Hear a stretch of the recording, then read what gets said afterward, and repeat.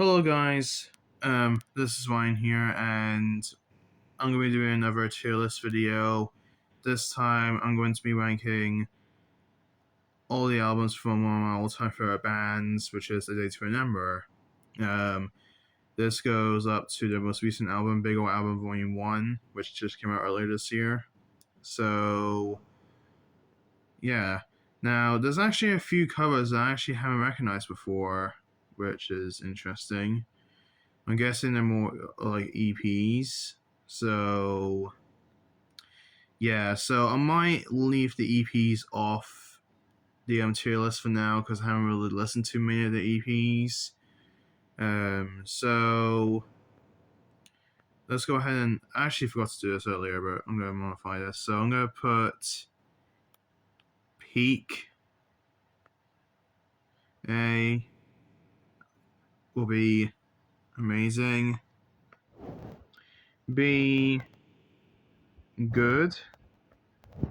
C, okay. D, bad. Slash, come on, bad slash awful. There we go. I forgot to do this earlier, but there we go. So let's just go ahead and get into the list. So let's start off with their major label debut album, which is And Their Name Was Treason. Now, And Their Name Was Treason, and thanks for notifying me, YouTube, for upload. I wouldn't say And Their Name Was Treason is A Day to Remember's best album by any means. It's definitely not a perfect album, but for what it was, I would say it's a pretty good debut album for the band, I think. I'm going to put And the Name Was Treason in good. I think it's a pretty solid album. Then we have the band's second album, For Those Who Have Heart, which came out, I think, a couple years later in 2007.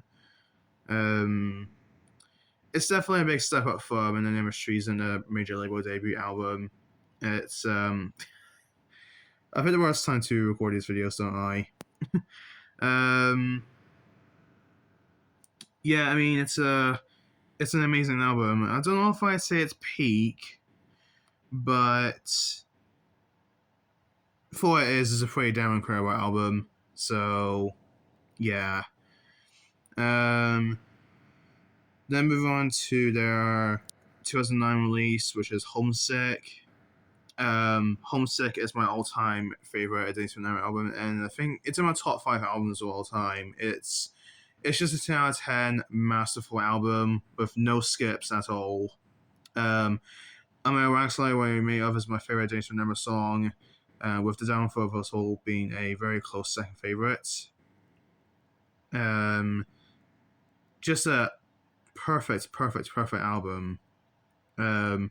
And then we have the quick follow-up album, which is What Separates Me From You. Again, an album that I think is an absolute masterpiece. I'm actually going to put What Separates Me From You in peak as well. It's definitely not quite. It's definitely a slight step down from Homesick, in my opinion. Because one's a little bit shorter in terms of the track listing, and it's not quite as heavy. There's not as much heavy songs on What Separates Me From You than there is in Homesick, but I think it's still a phenomenal album. Just a damn good album. Then we have their first independent album, which is Common Courtesy. This album came out when The Day Whenever was in the middle of a lawsuit with Victory Records, the label who they were signed to before they released Common Courtesy in 2013, I think.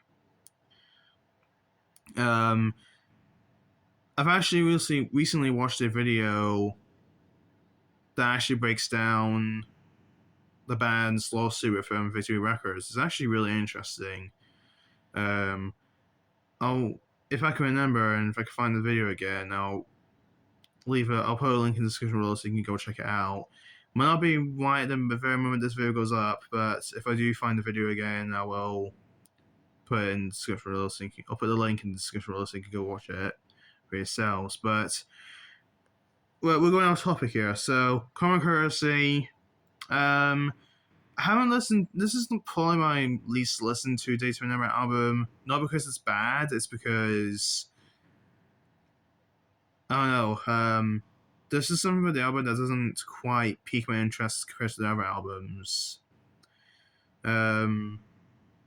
I think I'll still put it in good, but I don't know.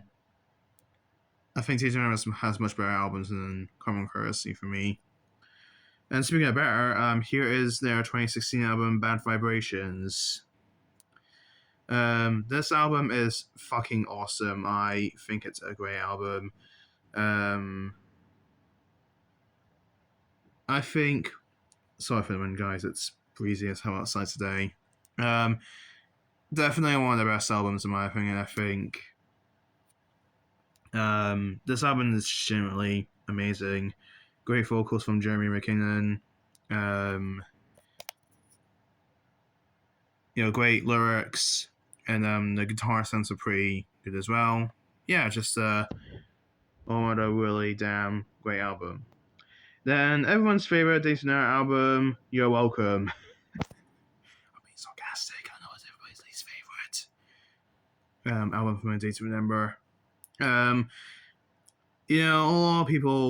lot of Date to Remember fans don't really like this album. I could definitely get why. It definitely isn't as heavy as their earlier works. And I've seen some people compare the album to something like Imagine Dragons or even Arctic Monkeys. Both bands I fucking hate. I despise both of those bands, especially Imagine Dragons. They're god awful. That being said, I think the album gets a little bit too much hate. I'm gonna get crucified for this in the comments below. I think We All Can get a little bit too much hate, despite the fact that I just listened a moment ago. There's definitely a few good songs here, like Resentment.